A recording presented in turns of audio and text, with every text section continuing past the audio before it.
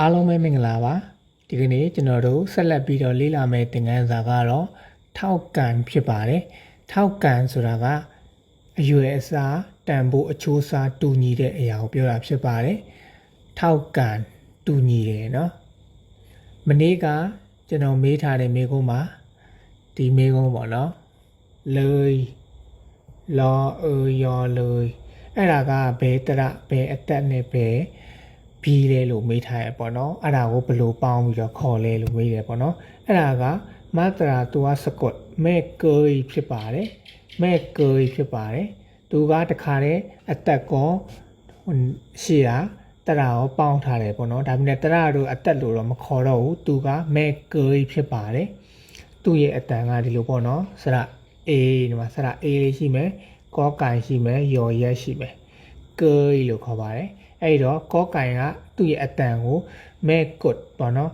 ကာကြီးတန်ကိုထည့်ထားတာဖြစ်ပါတယ်အကုန်လုံးမတရာသူကစကွတ်မှာအကုန်လုံးကောကင်ကိုထည့်ပြီးတော့တုံးတယ်ပေါ့နော်အဲ့တော့သူကကောကင်ကအလိုလျောက်ပါတာပေါ့နော်မဲကိုဆိုပြီးတော့ဒီဟာကိုဒီကြားထဲမှာလေပေါ့နော်လော်လင်းထည့်လေလို့ပြောမယ်သူ့ရဲ့အတန်ကကိုဖြစ်ပါတယ်ဟုတ်ပြီဖြေးထားတာတယောက်မှန်တယ်ပေါ့နော်ဒီကနေ့ကတော့ကျွန်တော်တို့ထောက်ကန်အရွယ်အစားတန်ဖိုးအချိုးအစားတူညီတဲ့အကြောင်းအရာကိုအတူတူလေ့လာမှာဖြစ်ပါတယ်ပထမအဦးဆုံးကဒီစပွဲနှလုံးရဲ့အရွယ်အစားကမတူညီကြဘူးတဲ့အရွယ်အစားမတူညီဘူးဒီစပွဲလေးနှလုံးอ่ะပေါ့နော်အရွယ်အစားမတူညီဘူးအဲ့ဒါကိုဘယ်လိုပြောมလဲขณะของโต๊ะ2ตัวนี้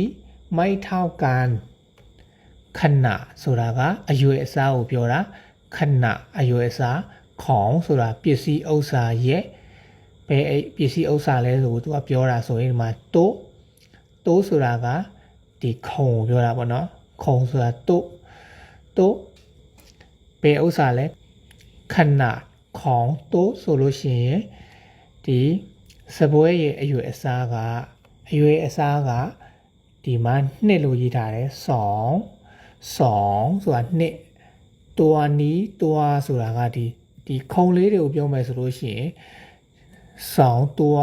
1ตัวเนาะခုံတွေကိုလို့ခေါ်လို့ရတယ်ပေါ့เนาะ2ตัวนี้ဆိုတာဒီခုံလေးတွေနှလုံးကိုသူကလှမ်းပြောလိုက်တာလှမ်းပြီးရည်ညွှန်းလိုက်တာပေါ့เนาะခဏของတိုး2ตัวนี้ဒီခုံလေးနှလုံးရဲ့အရွယ်အစားကတူညီတယ်ဆိုရင်ထောက်ကန်မတူညီဘူးလို့ပြောထားတော့ไม่เท่ากันขณะของโต๊ะ2ตัวนี้ไม่เท่ากันဒီစပွဲနှလုံးရဲ့အရွယ်အစားကမတူညီကြဘူးဒါကဒီအချိုးအစားအရွယ်အစားကိုပြောတာပေါ့နော်အဲ့ဒီမှာထောက်ကန်နဲ့တုံထားတာ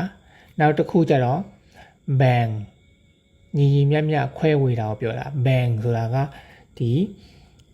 မျှဝေခွဲဝေပေးတဲ့အကြောင်းအရာကိုပြောတာဘယ်လိုလဲကျွန်တော်တို့မုတ်တွေပါတွေခွဲဝေပေးတယ်ဆိုရင်လည်း bang နဲ့တုံးလို့ရတယ်ပေါ့နော်ဒီမှာကျတော့ညီမြမြခွဲဝေပေးတယ်ဘယ်ဟာကိုညီမြခွဲဝေပေးတဲ့ဟာအတိအကျပြောမထားဘူးပေါ့နော် bang ให้ทุกคนเท่ากันนะလူတိုင်းကိုညီမြခွဲဝေပေးနော်ဒီနေရာမှာတစ်ခုခုပေါ့နော်တခြားမုတ်ဖြစ်မယ်တခြားအကြောင်းအရာတခြားပစ္စည်းတစုံတရာဖြစ်မယ်ပေါ့နော်အဲ့ဒါကို bang ဆိုတာကခွဲဝေတယ်မျှဝေပေးတယ် ให้ပေးတယ် bang ให้ဆိုရင်ခွဲဝေမျှဝေပေးတယ်ทุกคนဆိုတာလူတိုင်းทุกคนလူတိုင်းเท่ากันညီမြนะဆိုတာနော်เท่ากันนะညီမြခွဲဝေပေးနော် bang ให้ทุกคนเท่ากันนะလူတိုင်းကိုညီမြခွဲဝေပေးနော်လို့ပြောတာဖြစ်ပါတယ်ဟုတ်ပြီဒီနေ့ရဲ့သင်ခန်းစာရဲ့အဆုံးသတ်မှာတော့မေးခွန်းမမေးတော့ပါဘူးအားလုံးပဲလေးလာခဲ့တဲ့တငယ်ချင်းတွေအားလုံးကိုကျေးဇူးထိုးပဲတင်ပါတယ်အားလုံးပဲขอบคุณครับ